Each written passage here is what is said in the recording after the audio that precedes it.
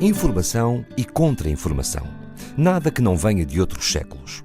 Alguém escreve uma carta a alguém, sabendo-se suficientemente conhecedor da existência de um plano para libertar um outro alguém. Vamos já atribuir nomes a estes alguéns todos, mas não sem antes avançar que tudo aconteceu num triângulo geográfico entre Itália, Espanha e Portugal. Ora, a história da história desta semana começa em 1645 e há um rei que recebe uma carta em papel perfumado, Helena Matos. Não, parece que era em tela, até. E é uma carta que é escrita ao rei Filipe IV de Espanha, terceiro de Portugal, porque digamos que aquilo que acontece a partir de 1580 é uma situação de dois reinos, o reino de Portugal e o reino de Espanha, com um rei comum.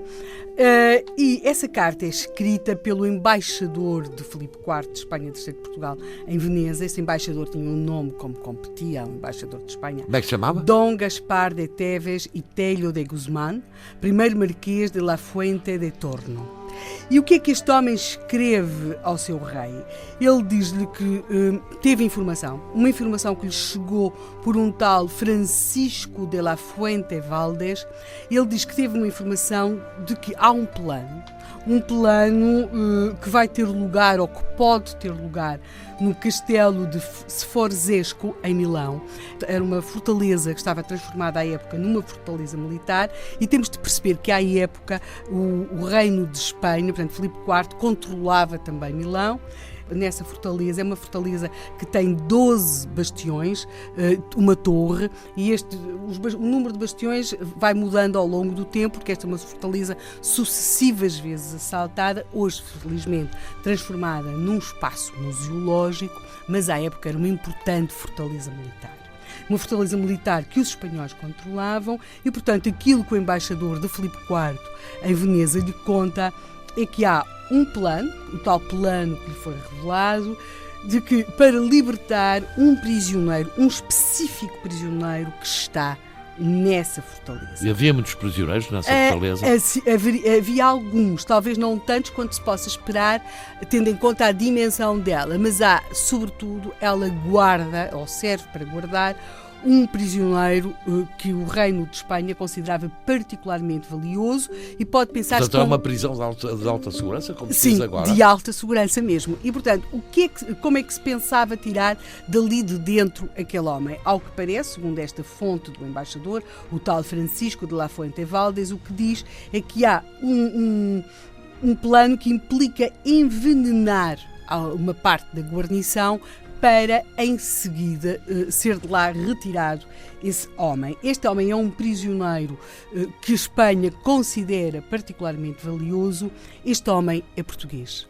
Este homem chama-se Dom Duarte de Bragança e é nada mais, nada menos que irmão do recente rei de Portugal, Dom João IV, até ao dia 1º de dezembro de 1640, Duque de Bragança. Este plano, é preciso que se perceba que foi revelado pelo Marquês de La Fuente de Torno ao rei Filipe IV já após essa data, e portanto aquilo que nós temos ali é o irmão do rei de Portugal que está feito prisioneiro. Estávamos em 1645.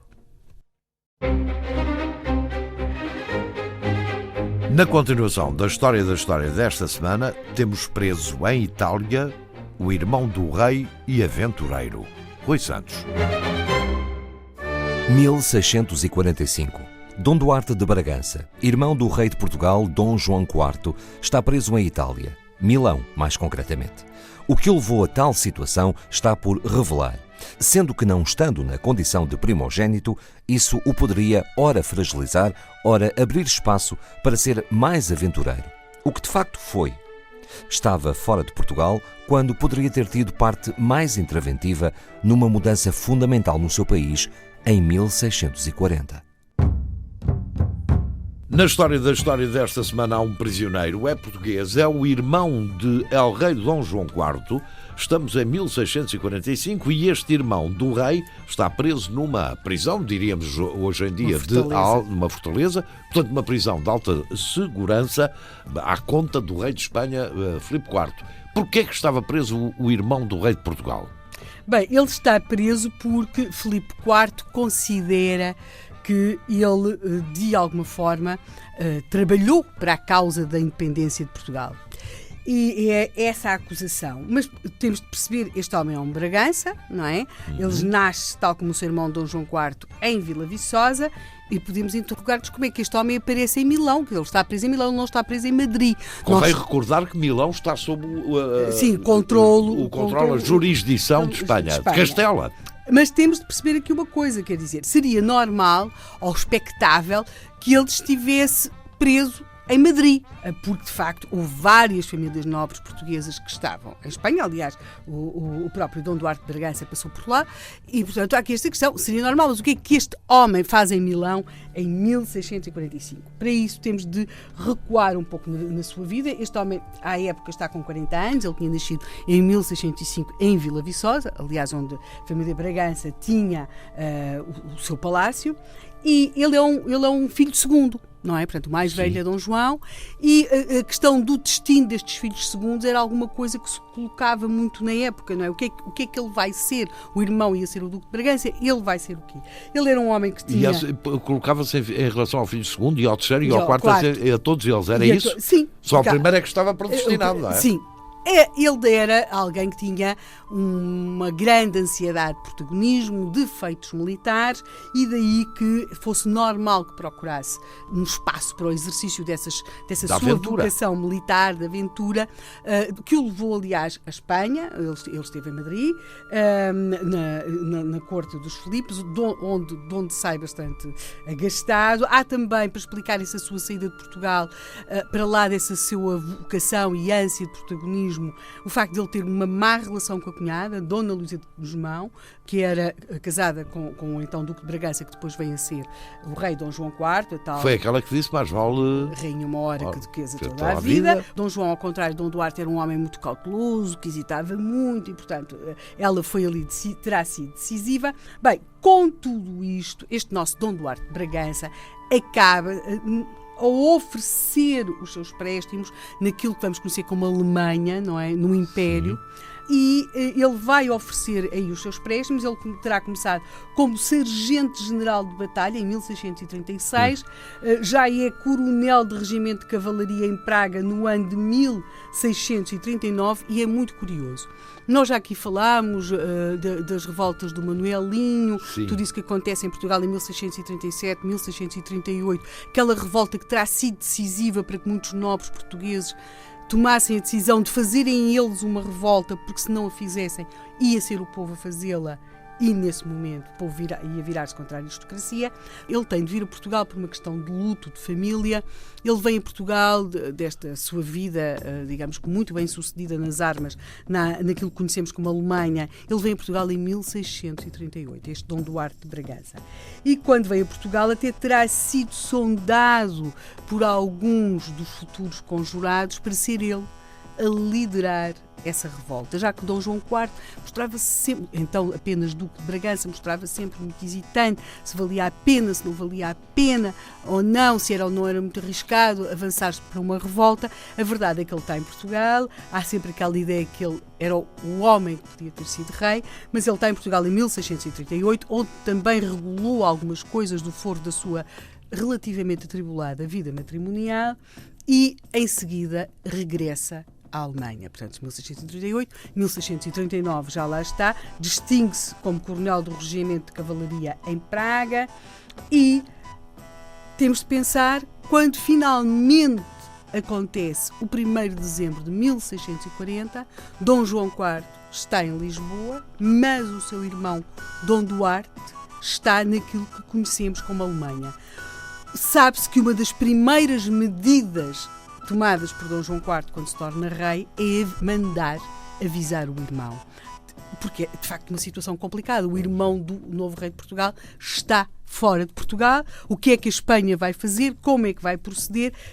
Mais tarde, um dos conjurados, o padre Nicolau da Maia, diz que no dia 30 de novembro, portanto na véspera da revolta, saíram de Portugal 9 homens, isto é muito poético, por 9 caminhos diferentes para irem avisar Dom Duarte de Bragança de que a revolta ia ter lugar. Mas ou chegaram tarde ou se perderam no caminho. A única coisa que se sabe é que a 12 de janeiro de 1641 Dom Duarte escreve ao irmão a dizer-lhe que voltaria ao reino assim que pudesse. O que ele esperava e o que de facto aconteceu ao prisioneiro em Itália, Dom Duarte, irmão do rei. Rui Santos.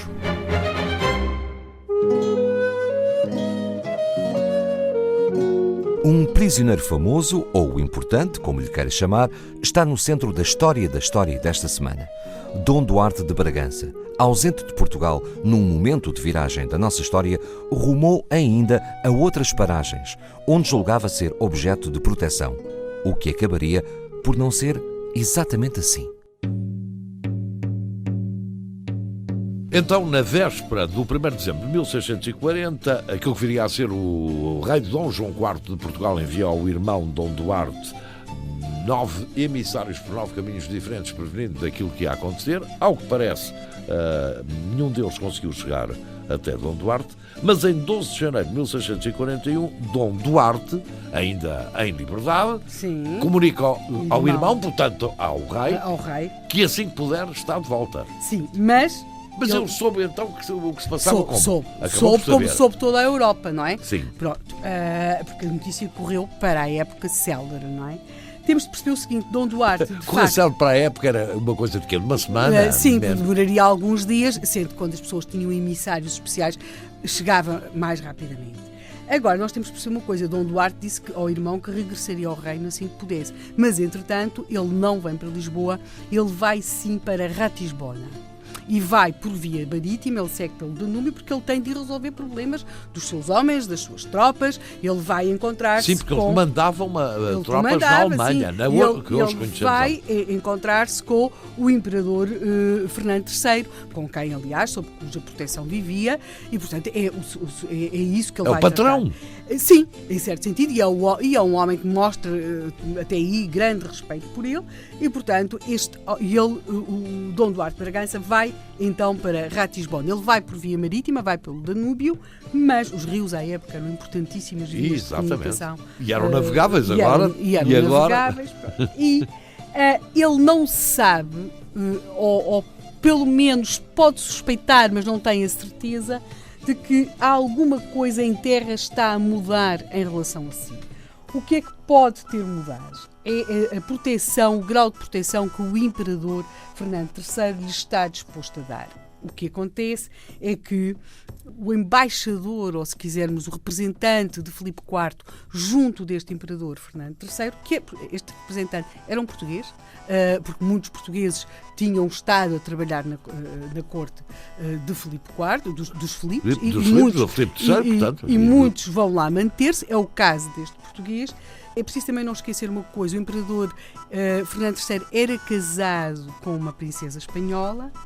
A princesa espanhola também tinha um confessor chamado Frei Quiroga e, portanto, da junção destas diversas influências consegue mudar-se a opinião do imperador no sentido de, de alguma forma, deixar de proteger Dom Duarte de Bragança. A verdade é que quando Dom Duarte chega a Ratisbona e chega à terra, ele não tem propriamente a recepção que esperava, ele depois acaba a ser levado para uma estalagem, onde um capitão da guarda, junto de 40 a 60 homens, há dúvidas sobre o número, lhe diz que ele já não pode sair daquele lugar. Em seguida, é-lhe dada a ordem de prisão e, portanto, Dom Duarte é levado, não para Milão, mas é levado para a Baviera. Sim. Agora, temos de perceber uma coisa, a prisão do príncipe, do irmão do rei de Portugal, do Dom Duarte de Bragança, vai causar uma enorme consternação em Portugal, mas vai causar uma enorme polémica política na corte de Fernando III.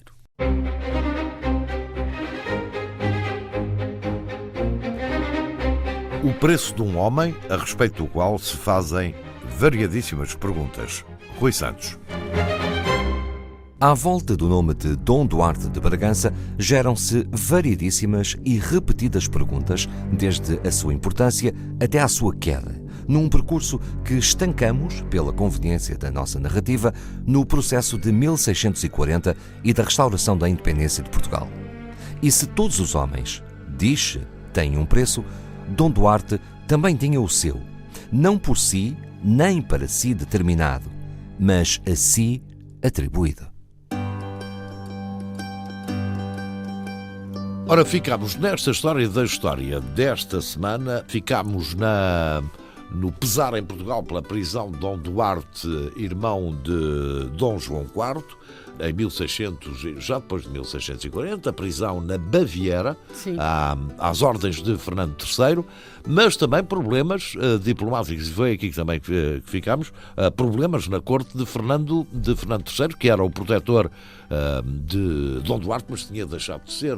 Sim, porque graças ao peso da influência de Espanha junto... Ele era casado com uma princesa espanhola, conforme a Maria Helena Matos já contou. E havia também uma forte diplomacia. A Espanha tinha um peso completamente diferente de Portugal, não é? Era uma independência da qual ninguém sabia se valia a pena ou não acreditar. Aquilo que temos de perceber é que, em Portugal, a polémica vai ser grande, porque, por exemplo, aquela questão dos 9 emissários, Dom João IV mandou mesmo emissários a avisar logo o irmão. Na verdade... Na véspera do 1º de dezembro. Não mandou, isto foi escrito depois. Terá confiado que o seu secretário Francisco de Lucena, que é um homem que vai ser muito polémico, porque apesar de ser secretário de Dom João IV, é sempre visto como muito próximo dos espanhóis. Será que Francisco de Lucena se atrasou a avisar? Será que Dona Luísa de Gusmão, que de facto se dava muito mal com o cunhado, terá preferido que este cunhado, muito exuberante e muito mais exuberante que o seu marido, que se mantivesse lá por fora, lá longe, em vez de estar aqui em Lisboa a fazer sombra a um titubeante Dom João IV? Bem, mas na verdade é que para lá disso tudo temos de perceber uma coisa.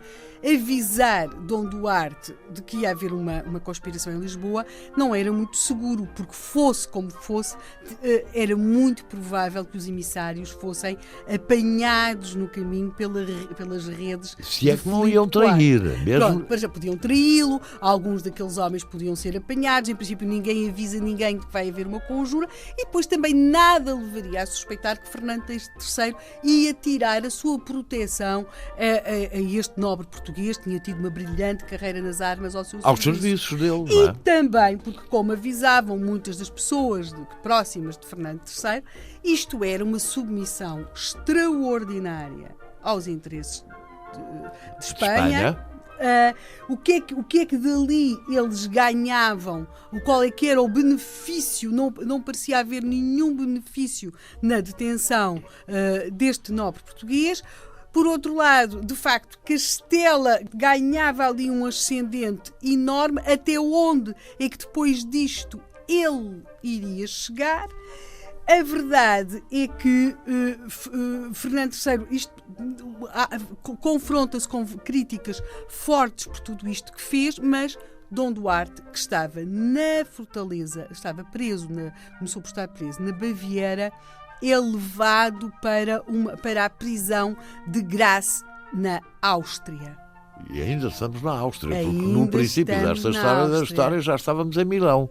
Pois é. E estamos em que data, sensivelmente, por aí? Quanto dinheiro é que era necessário para convencer Fernando III a entregar definitivamente Dom Duarte de Bragança aos espanhóis? Aí a questão é essa, não me lembrei de perguntar. Pois é. E valia assim tanto? 40 mil cruzados. Isso era possível? Não vamos Não é possível transportar para hoje. A fazer contas a iates. Uma coisa astronómica, não é? Uma coisa astronómica. Dava para ir para comprar o Real Madrid, penso eu.